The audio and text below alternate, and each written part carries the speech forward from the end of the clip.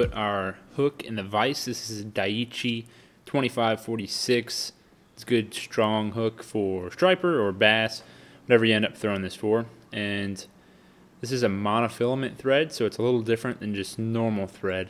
We're going to start it behind the eye, go maybe 1/4 inch, and cut off our tag. We're going to take our painted lead eyes, these are medium and red, and our super glue. And I always like to put a little dab of super glue down first, especially with the mono thread, because that I think really helps solidify the eyes on there a little bit better.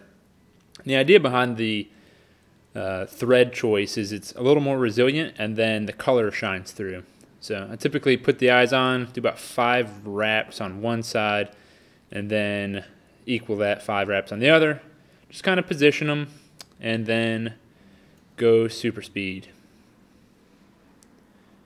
And once you've got those in pretty good, I take another dab of super glue, which I think, again, makes this whole thing just solidify around and don't have as many problems with them rolling with this style of thread.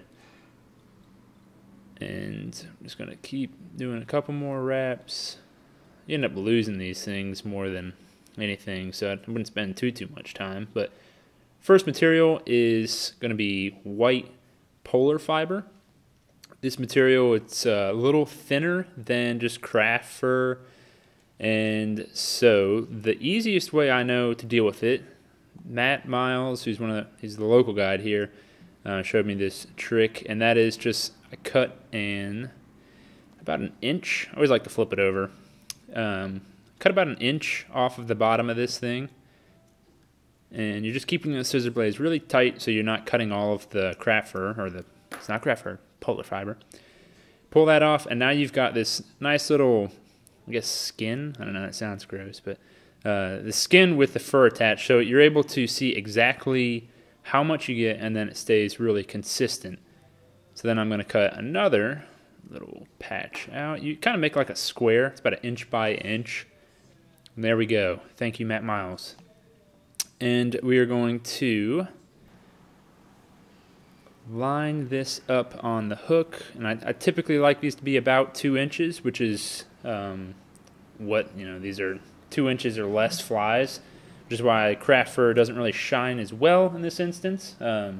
This is the Henry Cowen fly, so the original idea is to keep these really small for small shad, and when the striper are focusing in on those young of the year shad, this pattern does a pretty good job. So again, I keep the skin on there, do one kind of loose wrap, a couple wrapped over that, skin is still on, wrapped in front of the eye. Now I'm going to go around holding the fiber tight with my left hand and wrap that down about 1/4 inch, maybe a little bit more. So what that does is then I can come in with my scissors. You got to have sharp scissors for this. And I'm just going to cut the skin off, and didn't do the best job. So come back up with the thread, and what that does, leaving the skin on, it makes this material a little bit easier to work with, and especially if you're doing these a bunch, it's kind of annoying if you pre-cut it and then all that fiber likes to come loose. So next bit is going to be Krystal Flash. Now, I've been hacking away at this one for a while now, and it is not the prettiest. So what I do is I just pull out 3 fibers, and I've seen photos of some of Henry's flies. It looks like he has like maybe 2 fibers, and then the ones that you buy from Umpqua, some of them have like 10 fibers of flash. So it's pretty much up to you what you like. I like 3, especially on these ones that are the 2 inch size. So I cut those down to be about 4 inches. And I'm going to wrap that around the thread, around the mono. And then I always like to set my mono behind the eye, and that just kind of holds the stuff in place. And then the V I've created, I just force that so each side, you have 3 strands going down the left side and 3 strands going down the right side. and that just helps it even. I mean, got it in the vise there, but that just keeps it, you know, about as even as you can get it, and gives a good lateral line to the fly. And I'll probably trim those because I got them a little bit long. But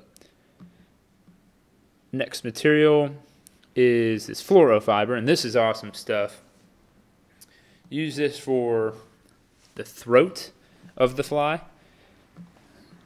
And so the way that I work with this material is I will kind of pull out full strands, and if you hold it by the little zip tie, if you do this too fast, you know, then it'll actually like make them go all squiggly. It's really annoying. So just kind of pull slow, and bada boom, we've got our strand, and we're going to kind of treat this the same way as the Krystal flash, but this time we're going to cut it in maybe about a 2-ish inch section. And what that's going to do is give us a little bit more room to work with. We're going to do this the same way as the Krystal flash, which is folding it over the monofilament thread, and then we're going to set that into place. And I'm going to do really deliberate thread wraps because I don't want to put too many thread wraps down, because I do like the color to be able to shine through that. And then I'm going to come in and cut with my scissors, and I like that to kind of fall about above where the barb is on the hook. So if it's a smaller hook, you're going to have a smaller throat. Bigger hook, bigger throat. Go ahead and cut those. And then the last material is going to be Polar Fibre. This is electric yellow. You could use olive, you could use a gray. There's all sorts of colors that they make. You could use tan if you're doing saltwater.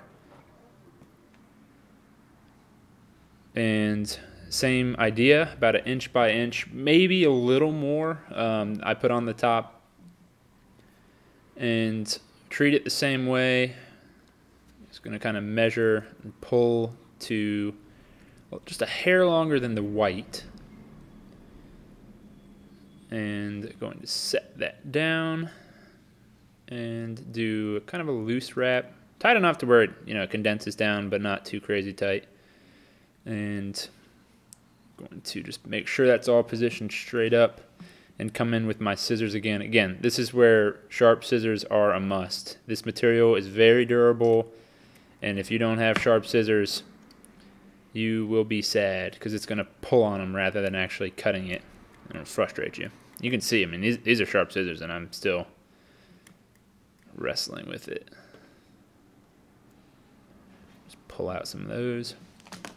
Now we're just going to clean up the head, and this is where the monofilament line really becomes helpful, because you're going to be able to see that electric yellow on the top and the white on the bottom. So it's one of the cool things. And that's it. That is the fly. So we'll use some resin, and we are done.